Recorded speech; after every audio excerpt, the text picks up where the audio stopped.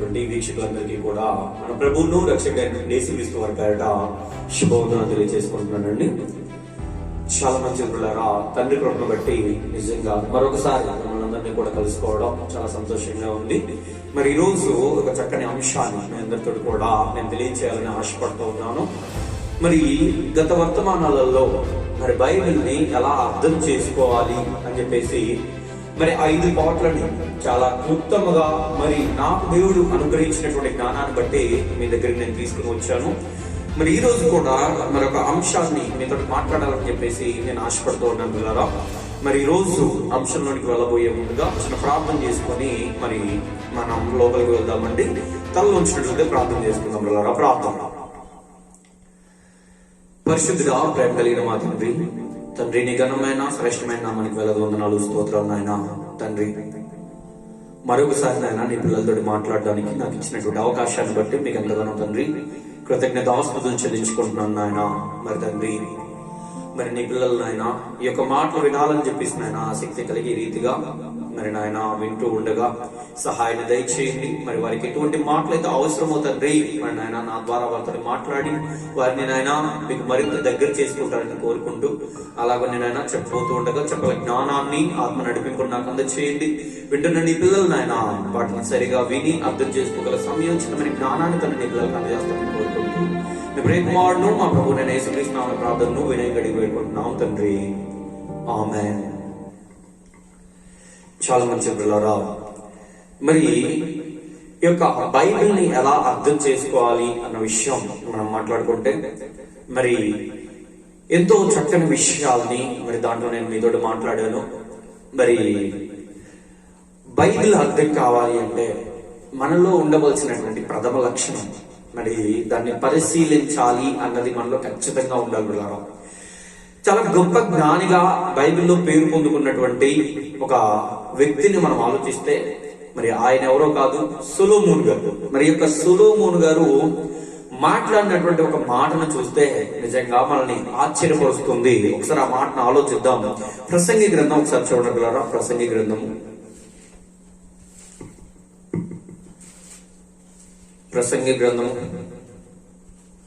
7వ అధ్యాయము, ప్రసంగి గ్రంథము 7వ అధ్యాయము 24వ వచనం ఒకసారి గమనిద్దామండి. 7వ అధ్యాయం 24వ వచనం. సత్యమైనది దూరముగాను బహు లోతుగాను ఉన్నది, దాని పరిశీలన చేయగలవాడెవడు?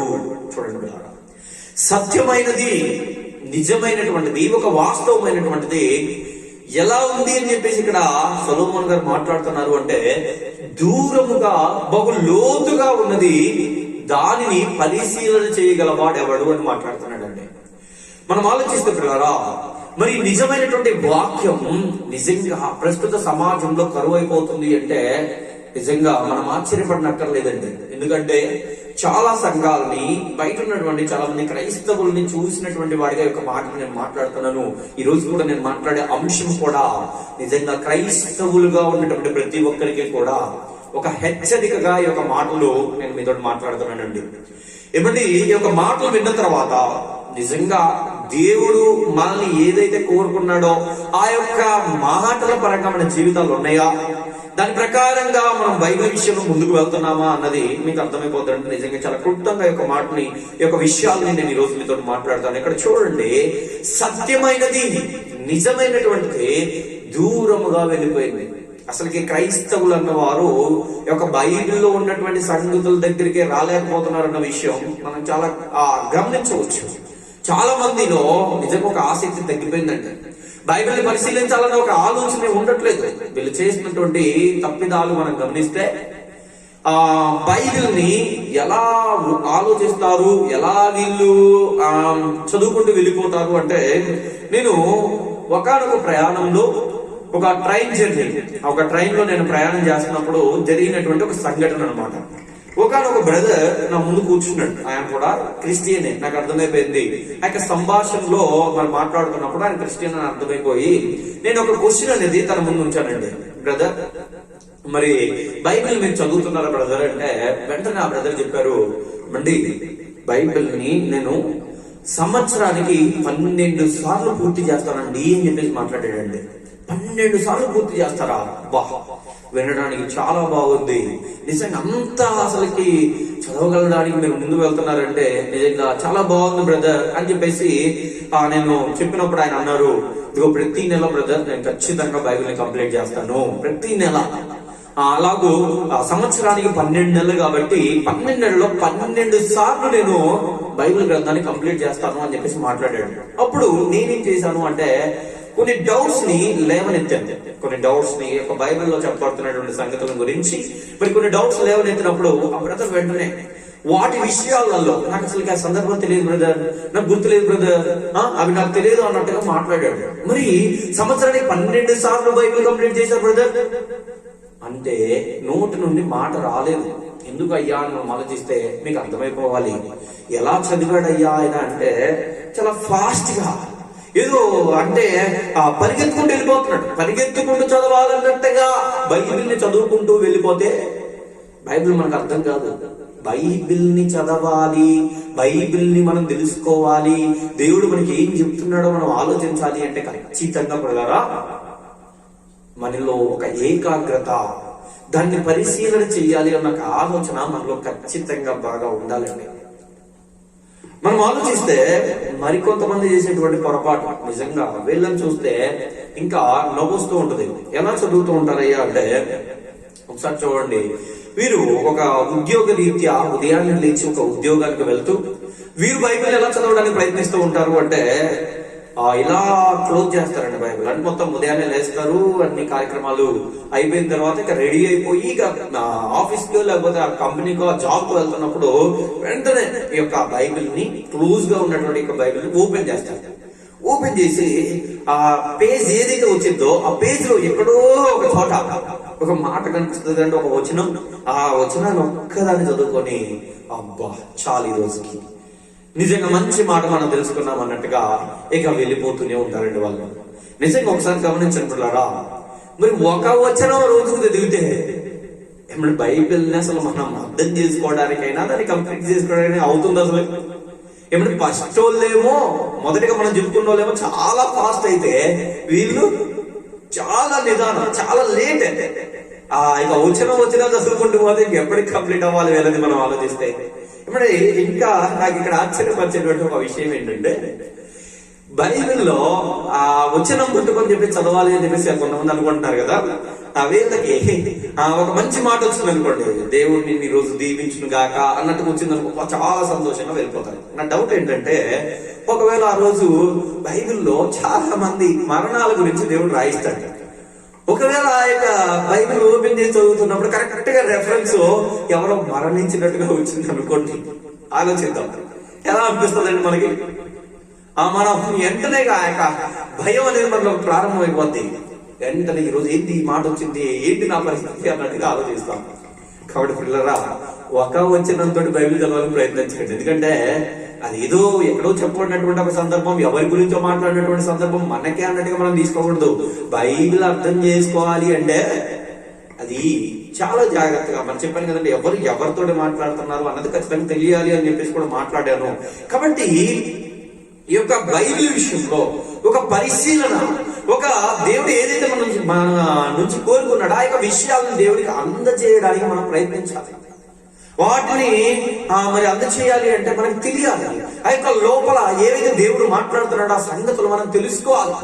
పైన చదివితే మనకి బైబిల్ అర్థం కాదు. దేవుడు బైబిల్ని ఎలా రాయించాడయ్యా అంటే లోతుల్లో ఒక మర్మాలుగానే ఆయన రాయించాడు. ఇంకే అపోస్తుడైన పౌలు గారు మాట్లాడుతూ 1 కొరింథీయులకు రాసినటువంటి పత్రికలో ఒక మాట అంటాడండి. ఒకసారి గమనించండి అందరూ కూడా. 1 కొరింథీయులకు రాసినటువంటి పత్రిక 1 కొరింథీయులకు రాసినటువంటి పత్రిక 2వ అధ్యాయము 7వ వచనాన్ని ఒకసారి గమనిద్దామండి. 2వ అధ్యాయం 7వ వచనం, దేవుని జ్ఞానము మర్మమైనట్టుగా బోధించుచున్నాము, ఈ జ్ఞానము మరుగై ఉండెను. చూడండి పిల్లరా, దేవుని జ్ఞానము మర్మమైనట్టుగా బోధించుచున్నాం. పౌలు గారు మాట్లాడుతున్నారు. దేవుని యొక్క జ్ఞానాన్ని ఎలా వాళ్ళు బోధిస్తున్నారయ్యా అంటే మర్మమైనట్టుగా. మర్మము అనగానే దాయబడినది, దాచబడినది, రహస్యమైనటువంటి సంగతి అన్నట్టుగా బోధిస్తున్నారు అని చెప్పేసి మాట్లాడుతున్నాడు. ఎందుకు అంటే ఈ యొక్క జ్ఞానం అనేది పిల్లలు మనం ఆలోచిస్తే దేవుడు మాట్లాడుతుంటున్నాడు, ఈ జ్ఞానము మరుగై ఉండెను. ఈ యొక్క జ్ఞానం దాచబడింది. ఈ యొక్క జ్ఞానం మనం ఆలోచించినట్లయితే పిల్లరా, ఏదో పైపైన చదివితే అర్థమయ్యేటటువంటి జ్ఞానం కాదు. అంతగా ఈజీగా ఒక ఆషామాషాగా బైబిల్ని అర్థం చేసుకోవాలి అంటే అది చాలా కష్టం పిల్లరా. బైబిల్ని మనం చదవాలి అంటే, ఖచ్చితంగా అర్థం చేసుకోవాలి అంటే మనలో ఉండవలసినటువంటి లక్షణం ఏంటి అంటే, మనకు మిస్ అవుతున్నటువంటి లక్షణం, మనం ఉంచుకోవాల్సినటువంటి లక్షణం, దేవుడు చెప్తున్నటువంటి లక్షణం ఏంటయ్యా అని మనం ఆలోచిస్తే, ఒకసారి ఈ యొక్క కొరింథీయులకు నేను పత్రిక రాస్తూ మరి అపోస్తలుడైన పౌలు గారు మాట్లాడినటువంటి మాటను మనం గమనిస్తే, 2 కొరింథీయులకు రాసినటువంటి పత్రిక ఒకసారి చూడండి పిల్లరా. 2 కొరింథీయులకు రాసినటువంటి పత్రిక 4వ అధ్యాయము, 2 కొరింథీయులకు రాసినటువంటి పత్రిక 4వ అధ్యాయం 4వ వచనాన్ని ఒకసారి గమనిద్దామండి. 4వ అధ్యాయం 4వ వచనం. దేవుని స్వరూపి అయి ఉన్న క్రీస్తు మహిమను కనపరచు సువార్త ప్రకాశము వారికి ప్రకాశింపకుండా నిమిత్తము ఈ యుగ సంబంధమైన దేవత అవిశ్వాసులైన వారి మనోనేత్రములకు గ్రుడ్డితనము కలుగజేసెను. చూడండి, దేవుని స్వరూపి అయి ఉన్న క్రీస్తు మహిమను కనపరచు సువార్త ప్రకాశము. ఏమండి, దేవుని స్వరూపిగా, దేవుని యొక్క స్వరూపాన్ని చూపించడానికి, దేవుని యొక్క లక్షణాలను చూపించడానికి వచ్చినటువంటి యేసుక్రీస్తు వారి యొక్క మహిమను, ఆయన ఎంత గొప్పవాడో, ఆయన చేసినటువంటి త్యాగం ఎంత గొప్పదో ప్రతి ఒక్క మనిషి మరి తెలుసుకునే విధంగా ఆ యొక్క ఆ యొక్క మహిమను కనపరిచేటువంటి ఆ యొక్క సువార్త ప్రకాశమట వారికి ప్రకాశింపకుండా నిమిత్తము, వారి మీదికి రాకుండా, వారి దగ్గరికి రాకుండా, వారి జీవితాలు సరిచేయబడాలంటే ఖచ్చితంగా ఈ యొక్క వెలుగు అక్కడికి వెళ్ళాలి. యేసుక్రీస్తు వారి జీవితం ప్రతి ఒక్కరికి తెలియాలి. ఎందుకంటే యేసుక్రీస్తు వారు మాట్లాడినటువంటి మాట మనందరికీ తెలుసుకున్నారు. ఆయన ఏమన్నారు అంటే, ఒకసారి ఈ మాటని ఇలానే ఉంచి, ఒక్కసారి యోహాను రాసినటువంటి సువార్త 14వ అధ్యాయం ఒకసారి రెండు పిల్లలు ఈ మాటని ఇలానే ఉంచి, యోహాను సువార్త 14వ అధ్యాయము 6వ వచనాన్ని మనం చూస్తే యేసుక్రీస్తు వారు అంటున్నారు చూడండి, యేసు నేనే మార్గమును సత్యమును జీవమును, నా ద్వారానే తప్ప ఎవడును తండ్రి యొద్దకు రాడు. చూడండి, యేసు అంటున్నాడు, ఇదిగో నేనే మార్గమును, నేనే మార్గాన్ని, నేనే సత్యాన్ని, నేనే జీవాన్ని, ఇదిగో నా ద్వారా తప్ప దేవుని దగ్గరికి తండ్రి యొద్దకు ఎవడును రాడు, వెళ్ళలేడు అని చెప్పేసి చెప్తున్నాడు. అంటే ఖచ్చితంగా ఈ భూమి మీద బ్రతుకుతున్నటువంటి ప్రతి మనిషి పరలోకం వెళ్ళాలి అంటే మార్గంగా ఉన్నటువంటి వ్యక్తి ఎవరయ్యారు మనం ఆలోచిస్తే యేసుక్రీస్తు వారు. అందుకే ఆయన అంటున్నాడు, నేనే మార్గాన్ని. ఆయన మార్గం తెలుసుకున్న ప్రతి ఒక్కరి ఆ జీవితం ధన్యమైపోతుంది. ఆయన మార్గం తెలుసుకున్నటువంటి ప్రతి ఒక్కరి జీవితం చక్కదిద్దబడుతుంది. ఆ యొక్క పరలోకాన్ని పొందుకోగలుగుతుంది, దేవుని దగ్గరికి వెళ్ళే విధంగా ఉంటుంది. ఎందుకంటే ఆయన జీవితమే మనందరికీ కూడా ఒక మాదిరి కాబట్టి, ఆయన కోరుకున్నట్టుగా మన జీవితాలు ఉండాలి కాబట్టి మనం ఆలోచిస్తే, మరి ఆయన జీవితం గురించి ఈ భూమి మీదకి వచ్చినప్పుడు ప్రతి మనిషి కూడా తెలుసుకోవాలి అని చెప్పి దేవుడు ఆశపడితే, కానీ ఏం జరుగుతుందయ్యా ఇక్కడ 2 కొరింథీయులకు రాసినటువంటి పత్రిక 4వ అధ్యాయం 4వ వచనంలో, మరి ఆ యొక్క దేవుని స్వరూపిగా ఉన్నటువంటి, దేవుని లక్షణాలు చూపించడానికి వచ్చినటువంటి క్రీస్తు మహిమను కనపరచు సువార్త ప్రకాశము, ఈ యొక్క సువార్త, ఈ నిజమైనటువంటి వాక్యం, దేవుడు ఏదైతే బైబిల్ గ్రంథంలో రాయించాడో, ఈ పరిశుద్ధ గ్రంథంలో లిఖింపజేశాడో, ఆ యొక్క మాటలనేవి, ఈ యొక్క సువార్త ప్రకాశం అనేది వారికి ప్రకాశింపకుండా నిమిత్తం, వారి మీదకి రాకుండా, ఆ వెలుగు వారి జీవితంలోనికి రాకుండా, వారు ఇంకా ఒక చీకట్లో బ్రతికే విధంగా, వారు ఇంకా ఈ లోక సంబంధమైన ఆలోచనలో బ్రతికే విధంగా, దేవుని ఆలోచనలోనికి రాకుండా ఒకడట వాడు మాయ చేస్తున్నాడట.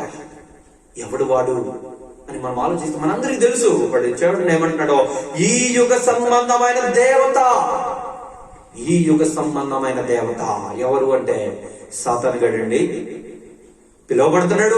ఇప్పుడు అందరి చేత ఆ దేవుడిని మర్చిపోయేలా చేసేసి, ఆ యొక్క తండ్రిని ఎవరు పట్టించుకోకుండా చేసేసి, ఈ యొక్క పరిశుద్ధ గ్రంథాన్ని పక్కన పెట్టేసి, ఈ లోక సంబంధమైనటువంటి ఆలోచనలో మునిగిపోయి ఒక దేవుళ్ళుగా, ఈ లోక సంబంధమైనటువంటి ఒక సృష్టిని పూజిస్తున్నటువంటి వారిగా, ఒక రాళ్ళని, పుట్టల్ని, పాముల్ని, చెట్లని, వీటిని పూజిస్తూ దేవుని పూర్తిగా పక్కన పెట్టినటువంటి వారిగా చాలా మంది మనకు కనబడుతున్నారు. అంటే ఈ యుగ సంబంధమైన దేవతగా దేవుడు పిలువబడట్లా. ఇక్కడ ఎవరయ్యా మనం ఆలోచిస్తే ఇక్కడ సాతానుగాడు పిలువబడుతున్నాడు. ఒక మాయలోనికి ప్రతి ఒక్కరిని కూడా తీసుకుని వెళ్ళాడు. అదే చెప్తున్నాడు ఇక్కడ. ఈ యుగ సంబంధమైన దేవత అవిశ్వాసులైన వారి మనోనేత్రములకు గ్రుడ్డితనం కలుగజేసింది. అంటే నిజంగా దేవుడికి ఉండవలసినటువంటి లక్షణాలు ఏంటో గ్రహింపకుండా ప్రతి ఒక్క మనిషి జీవితం వెళ్ళే విధంగా వాడు మాయ చేసేసాడు. నిజంగా త్వరలో మాట్లాడతాను. దేవుడి యొక్క లక్షణాలు ఏంటి, అసలు దేవుడు అని పిలువబడాలి అంటే ఆయనకు ఉండాల్సిన లక్షణాలు మనకు అర్థమైతే నిజంగా ఏ దానిని కూడా మనం దేవుడని పిలవలేమో. దేవుణ్ణి మాత్రమే ఆ యొక్క పేరుని పెట్టి మనం పిలుస్తాము నిజంగా. కాబట్టి ఇక్కడ మనం ఆలోచిస్తే వీడు మాత్రమే యొక్క సాతాను గడు ప్రతి మనిషిని కూడా మాయ చేశాడు. ఎలా మాయ చేశాడయ్యా అంటే ఇప్పుడు చెప్తున్నాడు చూడండి. అవిశ్వాసులైన వారి మనోనేత్రములకు గ్రుడ్డితనము కలుగజేశాడు.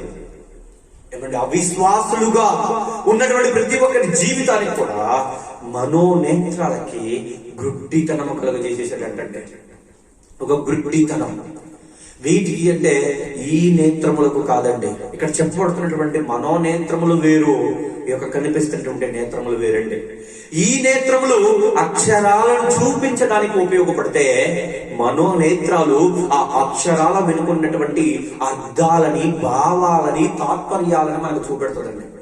మీకు బాగా అర్థం కావాలి అంటే ఒక పేపర్ మీద అమ్మ అన్న ఒక పేరు రాస్తే ఈ యొక్క నేత్రాలు ఏం చేస్తాయంటే ఆ యొక్క అక్షరాలని చూసే విధంగా, మనకు కనిపించే విధంగా చేస్తాయి. ఆ మా అని చెప్పేసి మనం చదువుతాం, అవి కనిపిస్తాయి, మనం ఆ యొక్క అక్షరాలను చూస్తాం అంతే ఈ నేత్రములతోటి. కానీ మనోనేత్రములు ఏం చేస్తాయంటే ఆ అక్షరాల వెనుకున్నటువంటి ఆ యొక్క ప్రేమని, భావాన్ని మనకు తెలియజేస్తాయి. అమ్మ అనగానే నిజంగా అమ్మ చూపించే ప్రేమ ఎంత గొప్పది, ఆ ఆప్యాయత ఎంత గొప్పది, ఆమె బంధం ఎంత గొప్పది అన్న విషయాలని మనస్సు అనే నేత్రాలు చూపెడతాయండి. మనం ఆలోచిస్తే మరి బైబిల్ దగ్గరికి వచ్చేసరికి బైబిల్లో ఉన్నటువంటి లోతైన సంగతులు మనకు అర్థం కావాలి అంటే ఈ నేత్రములతో చదివితే అర్థం కాదు. బైబిల్లో సంగతులు అర్థం కావాలి అంటే మనోనేత్రములతో చదవాలి. మనస్సు అనే నేత్రాలను ఈ యొక్క గ్రంథంలో నిలపాలి. పైన చదువుతానంటే అక్షరరూపంలో చదువుకుంటూ వెళ్ళిపోతానంటే బైబిల్ అర్థం కాదు. ఏమండి ఆ యొక్క ఫస్ట్ ఆ ట్రైన్ జర్నీలో కలిశాడని చెప్పాను కదా ఆ బ్రదర్ చేసిందేంటో తెలుసా? ఈ నేత్రములతో చదవడానికి ప్రయత్నించాడు. నెలకి బైబిల్ పూర్తిగా అవగొట్టుకుంటూ అలా సంవత్సరం 12 సార్లు అవగొట్టాడట. కానీ ఏమన్నా అర్థమైందా తనకి? ఏమన్నా సందర్భాలు గుర్తున్నాయా అంటే ఏం లేవు. ఎందుకు లేవు అంటే అక్షరాలు మాత్రమే చదవగలిగాడు తప్ప అక్షరాల వెనుకున్నటువంటి భావాలను తెలుసుకోలేకపోయాడు. అంటే ఈ యొక్క సాతానుగాడు ఏం చేశాడయ్యా ఈయనకు అని మనం ఆలోచిస్తే గుడ్డితనము కలగజేశాడు. అంటే దాని వెనుకున్నటువంటి ఆలోచనల్ని, పరమార్థాలని గ్రహించుకోకుండా చేశాడు. బైబిల్ అంటే దేవుడు మనకి రాయించినటువంటి ఒక గొప్ప జ్ఞాన గ్రంథం. దాన్ని చాలా జాగ్రత్తగా చదవాలి అన్న విషయాన్ని వాళ్ళలోకి వాళ్ళని ఒకటి చేశాడు. ఏమండి దేవుడు చెప్తున్నటువంటి సంగతులు మనసులకు అర్థం కాకుండా పోయే విధంగా వాడు చేస్తాడండి. ఏమంటే కళ్ళు కనిపించట్లేదు అనుకోండి, ఈ నేత్రములు మామూలు నేత్రములు, చుట్టూ ఏదున్నా కనిపించదు. మరి అలాగనే మనోనేత్రములు లేకపోతే, వాటితోటి మనం చూడలేకపోతే బైబిల్లో ఉన్నటువంటి ఏ సంగతి మనకు అర్థం కాదు. నిజంగా ఈ విషయం గ్రహించలేక ఎన్నో సంఘాలు పాడైపోతున్నాయి. దగ్గరుండి ఎన్నో సంఘాలను చూసి వచ్చినటువంటి వాడిగానే మాట్లాడుతున్నాడండి. నిజంగా దేవుడు ఎన్నో అనుభవాలను నాకు అందజేశాడు. ఎన్నో సంఘాలకు నన్ను తీసుకుని వెళ్ళాడు. మరి ఎన్నో సంఘాలు యొక్క బోధ విషయంలో, ఈ యొక్క బైబిల్ని అర్థం చేసుకోవడం విషయంలో వెనకబడిపోయాయండి. తప్పిదాల్లోనికి వెళ్ళిపోతున్నాయండి. దేవుడు కోరుకున్నట్టుగా తమ యొక్క జీవితాలను మలుచుకోలేకపోతున్నాయి. ఎందుకయ్యా అని మనం ఆలోచిస్తే గ్రంథంలో ఉన్నటువంటి పరిశీలన వాళ్ళు చేయట్లేదు. వాళ్ళ పరిశీలనలోనికి రాలేకపోయారు. ఇంకా తప్పిదాల్లోనే వాళ్ళ జీవితాలు కనబడుతున్నాయి తప్ప నిజంగా మనస్సుతోటి దేవుణ్ణి చూసి ఆ కన్న తండ్రి నీ నుంచి నా నుంచి ఏం కోరుకున్నాడు అన్నది మనం చూస్తే మనకు అర్థమైందండి. అప్పుడు నిజంగా బైబిల్ చదవాలనిపిస్తుంది. చాలా మంది మాట్లాడుతూ ఉంటారు, బ్రదర్ బైబిల్ చదివేటప్పుడు ఇంట్రెస్ట్ రావట్లేదు బ్రదర్, ఇంట్రెస్ట్ రావట్లేదా? ఏం మాట్లాడుతున్నా అర్థమవుతుందా? నిజంగా పిల్లరా, బైబిల్ అనేది చాలా మంది ఆజ్ఞల పుట్టగా చూస్తూ ఉంటారు. ఏదో ఆజ్ఞలు ఉంటాయి అన్నట్టుగా. అది పై నేత్రములతో చూస్తే నీకు అర్థమయ్యే విషయం, కానీ మనోనేత్రములతో చూస్తే నీకు అర్థమయ్యే విషయం ఏంటో తెలుసా పిల్లరా? బైబిల్ అనేది ఆ కన్న తండ్రి యొక్క మనస్సు అండి. మనల్ని ఎంతగానో ప్రేమించి ఇంత పెద్ద సృష్టిని మరి చేసుకుని నీకు నాకు వీటన్నిటినీ కూడా అప్పగించి ఈ ప్రకృతి ఒడిలో మనల్ని ఉంచి ఈ ప్రకృతిని ఆస్వాదిస్తూ నా యొక్క మహిమను మీరు తెలుసుకుని, నా యొక్క గొప్పతనాన్ని మీరు తెలుసుకుని నా ప్రకారంగా జీవించి మరలా పరలోకానికి రండి అని చెప్పేసి తన పిల్లలైనటువంటి మన అందరికీ కూడా తన మనసును తెలియచేస్తూ రాయించినటువంటి పుస్తకమే బైబిల్ అంటే. మనస్సుతోటి ఆలోచిస్తే నిజంగా యొక్క బైబిల్లో ఉన్నటువంటి విషయాలు అర్థమవుతాయి. అక్షరాల పరంగా చూస్తే ఏదో అడుగుతున్నట్టు, ఏదో కోరుకుంటున్నట్టు వేరే రీతిగా ఈ యొక్క మాటలు అర్థమైపోతూ ఉంటాయి. నిజంగా పిల్లరా, ఈ యొక్క వ్యక్తి మాట్లాడుతున్నటువంటి మాట ఇంట్రెస్ట్ లేదు అంటున్నటువంటి మాట చాలా తప్పు మాట. మరి దేవుడు నీతోటి మాట్లాడుతుంటే నీకు ఇంట్రెస్ట్ రావట్లేదా? ఏం మాట్లాడుతున్నావు అర్థమవుతుంది అసలు? పరలోకంను చేరుకోవడం కోసం ఒక మార్గాన్ని తెలియచేస్తూ ఒక చీకటి బ్రతుకుల్లో నుంచి ఒక వెలుగుకరమైనటువంటి జీవితంలోనికి రమ్మని దేవుడు అడుగుతుంటే ఇంట్రెస్ట్ రావట్లేదా? ఇంట్రెస్ట్ రాకపోతే పోతాం, మనకు తెలుసు కదండి. మన జీవితాలు నాశనంలోనికి పోతాయి. ఎంతగా మనం బైబిల్ని పఠిస్తామో, ఎంతగా దేవుని యొక్క గ్రంథాన్ని మనము ఇదిగో ఈ విధంగా ధ్యానిస్తామో మన యొక్క జీవితాలు మారుతాయి. దేవుడిలో ఒక గొప్పగా మనం జీవించగలుగుతాం. మరి ఆ యొక్క విషయాల్లోనికి మనం వెళ్ళనివ్వకుండా ఒక సాతాను గాడు మనల్ని ఏం చేస్తున్నాడయ్యా అంటే, ఒక్కసారి యొక్క మాట మరలా చదువుదాం చూడండి.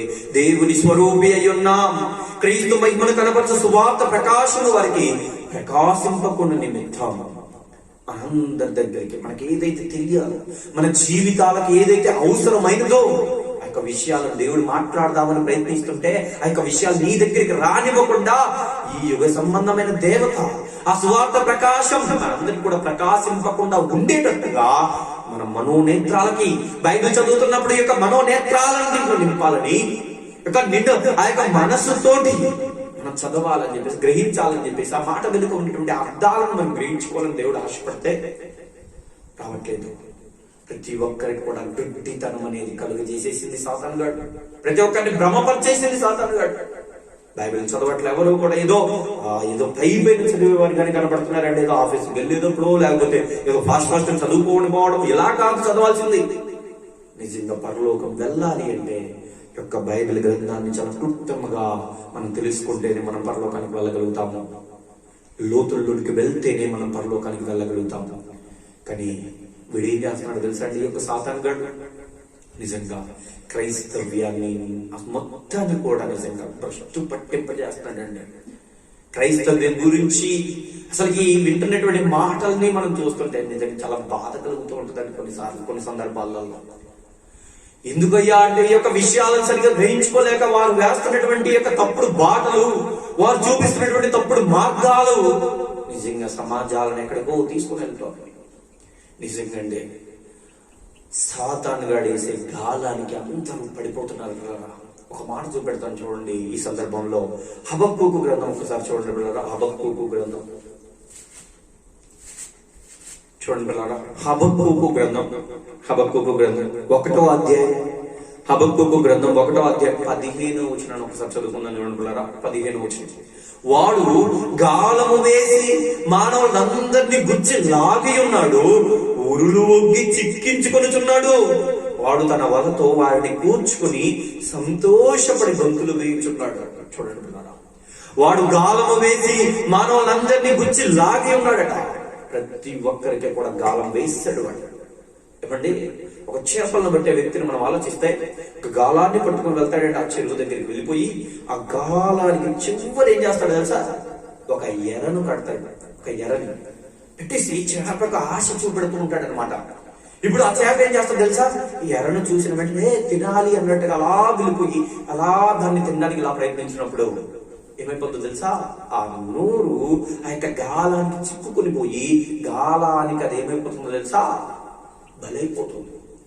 దానికి చిక్కుని పోయి ఉండిపోతే ఇక మత్స్యకారుడు దాని వెంటనే ఇలా పైకి లాగేసి తీసేసుకొని తన బుట్టలో వేసేసుకుంటాడు. మనం ఆలోచిస్తే పిల్లరా, ఇక్కడ కూడా సాతాను గాడు మనుషులందరినీ కూడా ఇక మనోనేత్రములతో బైబిల్ ఆలోచించనివ్వకుండా ఇక పైన అక్షరాలను చూసే విధంగా ఒక బైబిల్ అర్థం చేసుకోలేనటువంటి వారంగా, సరైనటువంటి ఒక ఏకాగ్రతను మనం పెట్టకుండా చదివే వారంగా ఉండేటట్టుగా మోసపరిచేసింది.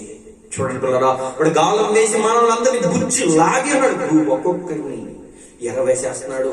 ఒకరికి అమ్మాయిని ఎరగావేస్తున్నాడు, ఒకరికి డబ్బుని ఎరగావేస్తున్నాడు, ఒకరికి సమయాన్ని ఎలా వృధా చేయాలో ఎరగావేస్తున్నాడు, మరికొందరిని ముచ్చట్లకు అలవాటు చేస్తున్నాడు, మరికొందరిని ఒక ఇంట్రెస్ట్ లేదన్నట్టుగా ఎరగావేస్తున్నాడు, మరికొందరిని శరీరపరంగా సుఖాలు చెయ్యాలి అన్నట్టుగా ఎరవేస్తున్నాడు, కొంతమందిని పడుకో అన్నట్టుగా ఎరవేస్తున్నాడు.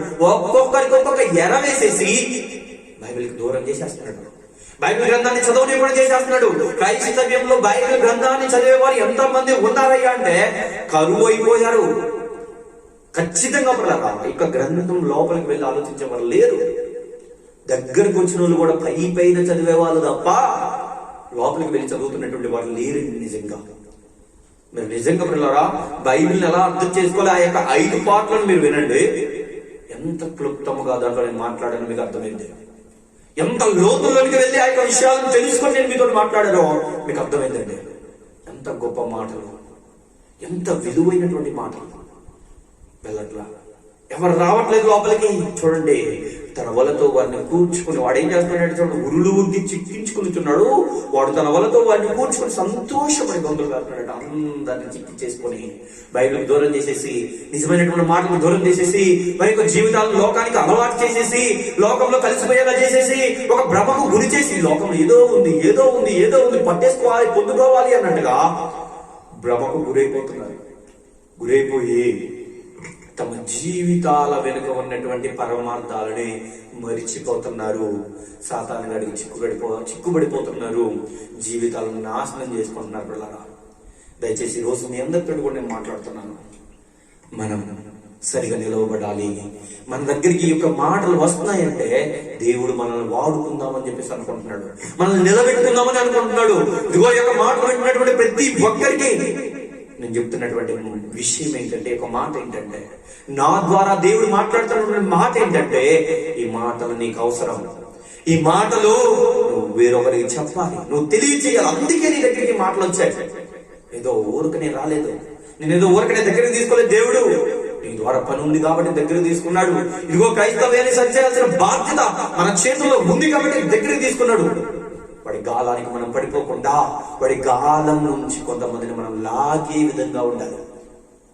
ఆ యొక్క ఎవరైతే ఈ యొక్క గ్రంథాన్ని సరిగా ఆలోచించలేక వెనుకబడిపోతున్నారో, అర్థం చేసుకోలేకపోతున్నామన్నట్టు మాట్లాడుతున్నారు. వారందరికీ కూడా ఈ మాటలు ఎంతో అవసరం కనుక మనమే ఈ యొక్క మాటలను వారి దగ్గర తీసుకుని వెళ్ళాలి. పిల్లలు కొంతమందినైనా దేవుడు ఒక మాట అంటాడు యూదా గ్రంథంలో. ఒకసారి చూడండి ఆ మాట, యూదా గ్రంథం చూడండి పిల్లలు. యూదా రాసినటువంటి పత్రిక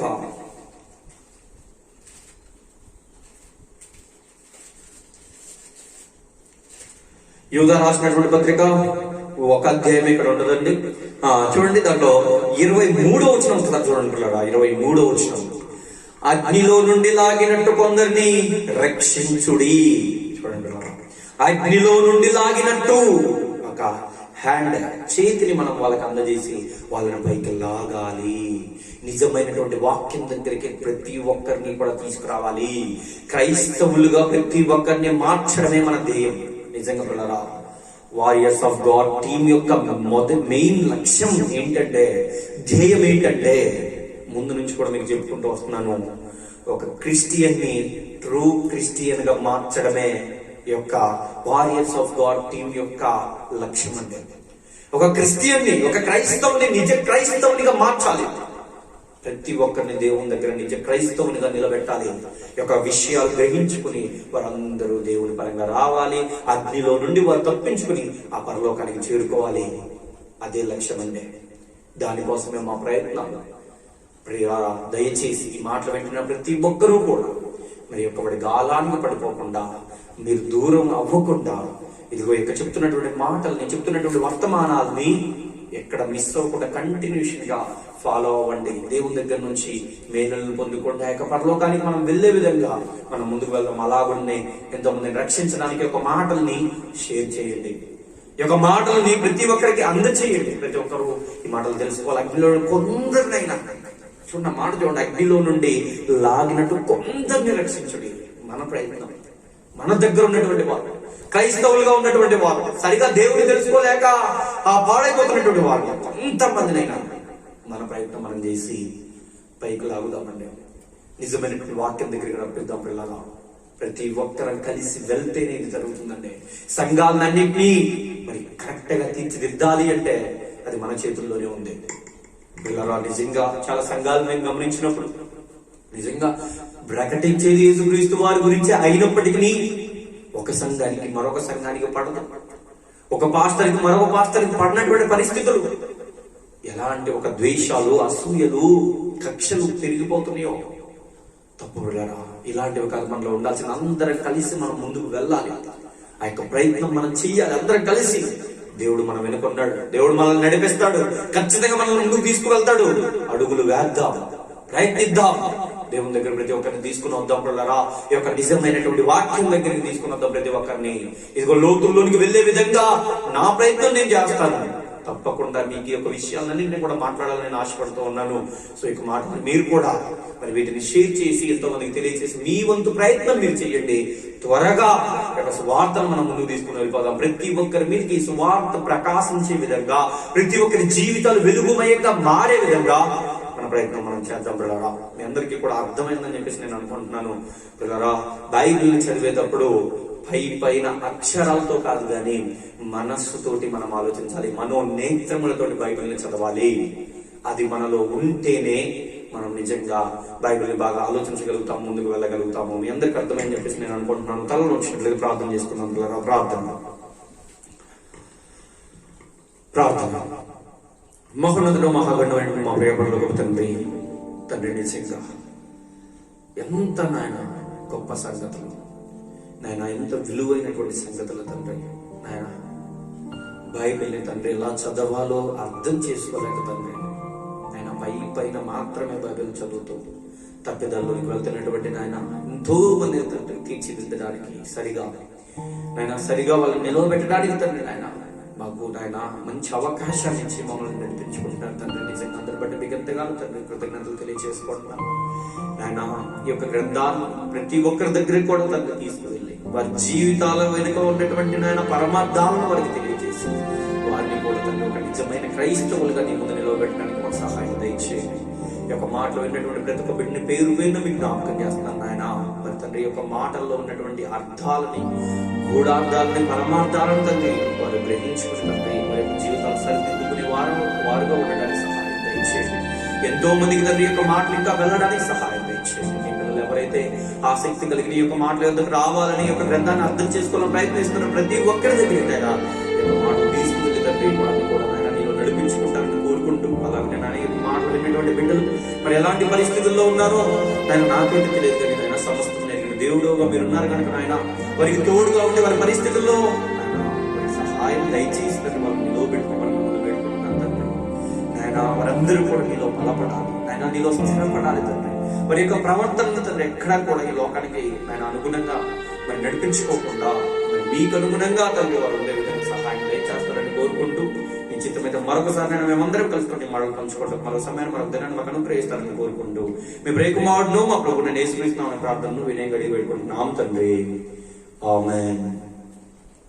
అందరికీ వందనాలు పిల్లరా.